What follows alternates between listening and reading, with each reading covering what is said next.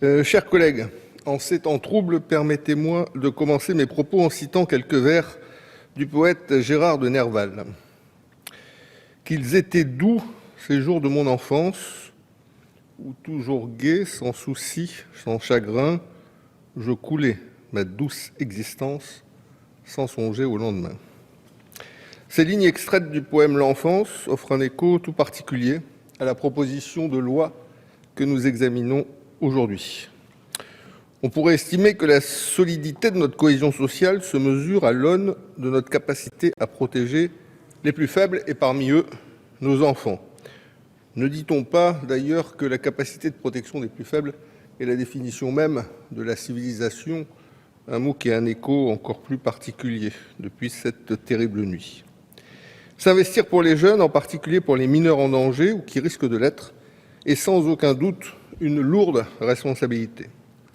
Permettre à des enfants abandonnés, maltraités et traumatisés de grandir afin d'entrevoir un avenir d'adulte serein et confiant est une tâche éminemment difficile.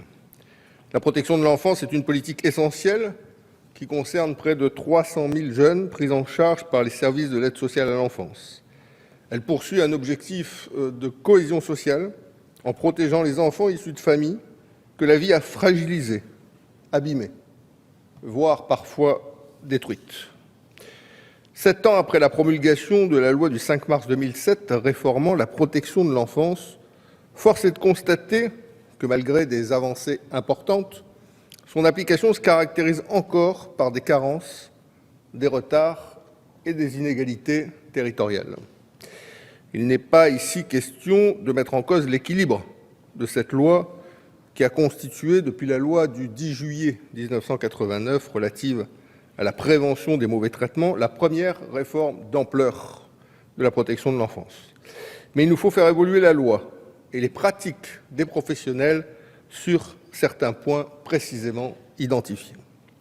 À titre d'exemple, chacun conviendra que la législation actuelle n'apporte pas de réponse satisfaisante au problème majeur de l'instabilité des parcours des mineurs pris en charge. Il est nécessaire de renforcer l'action des départements, chefs de file de l'aide sociale à l'enfance. S'ils sont animés d'une réelle volonté de faire évoluer leurs pratiques, ils se heurtent souvent à différentes difficultés.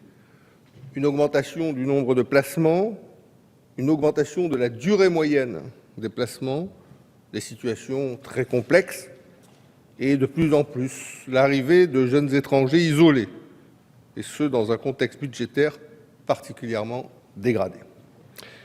Face à des dépenses sociales en progression continue et menacées, le terme est faible, par une inadéquation des concours de l'État pour compenser leurs charges, les conseils départementaux sont confrontés à une véritable impasse budgétaire.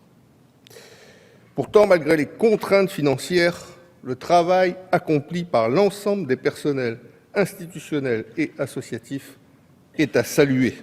Chaque jour, ils sont confrontés à la vulnérabilité et à la fragilité de ces enfants et travaillent avec détermination, dévouement et courage pour les aider.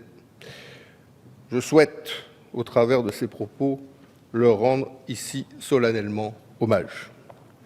Cette proposition de loi doit permettre de stabiliser le parcours de l'enfant, de lui donner les moyens de construire un projet stable, de se construire, alors que la vie l'a profondément bouleversé. Si chacun s'accorde sur les principes qui sous-tendent le vote d'une nouvelle loi relative à la protection de l'enfance, les débats sont vifs, convenons-en, entre le Sénat et l'Assemblée. Je pense notamment à l'article 1er de la proposition de loi qui prévoit la création d'un Conseil national de la protection de l'enfance. Cet organisme serait chargé de proposer au gouvernement les grandes orientations nationales de la protection de l'enfance, de formuler des avis et d'évaluer la mise en œuvre des orientations retenues. Il apparaît ici indispensable de conférer à la protection de l'enfance une impulsion nationale, compte tenu, cela a été dit et répété, du manque de coopération et de la persistance d'un cloisonnement entre les différents secteurs d'intervention. Aussi, dans cette perspective, selon l'UDI, la création d'un tel organisme va dans le bon sens. L'article 4 prévoit la désignation, dans chaque service départemental, d'un médecin référent pour la protection de l'enfance, chargé d'établir des liens de travail réguliers entre les services départementaux, la cellule de recueil des informations préoccupantes et les médecins exerçant dans le département, ainsi, bien sûr, que les médecins scolaires. Ce dispositif devrait permettre de repérer les situations de négligence, de maltraitance ou de danger avec plus d'efficacité qu'aujourd'hui. Il est inacceptable de rester passif quand des enfants continuent de mourir sous les coups de parents violents, et ce, alors même, les exemples abondent, que les situations familiales sont connues des services. J'espère sincèrement, profondément, que ce nouveau dispositif mettra fin à cette souffrance indicible et parfois invisible. Par ailleurs, le groupe UDI, qui avait porté et défendu une proposition de loi modifiant le délai de prescription de l'action publique des agressions sexuelles sur les mineurs, soutient tout particulièrement l'inscription de l'inceste dans le code pénal.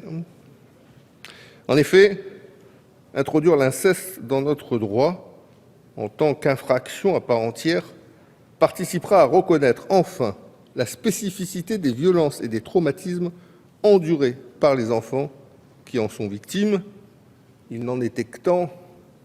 Nous ne pouvons que nous poser la question suivante: comment se fait-il qu'il a fallu attendre 2015 pour que cette modification législative essentielle soit enfin introduite dans notre droit? À travers cette proposition de loi, qui s'inscrit dans le prolongement d'une mission qui avait été confiée à mesdames Dini et Meunier, des dispositions utiles sont proposées. Elles ont été complétées et enrichies par les travaux du Sénat et de l'Assemblée, et nous ne pouvons que nous en féliciter. Notre seule crainte, bien sûr, mais c'est la crainte sur tous les bancs, je crois, c'est la capacité du département à assurer financièrement ces mesures dans un contexte budgétaire que chacun sait particulièrement contraint. Pour mémoire, les départements consacrent chaque année 7 milliards d'euros, soit environ 20% de leurs dépenses d'action sociale, et les dispositifs sont déjà saturés. Malgré cette réserve, cette proposition de loi allant dans le bon sens, le groupe UDI la soutiendra.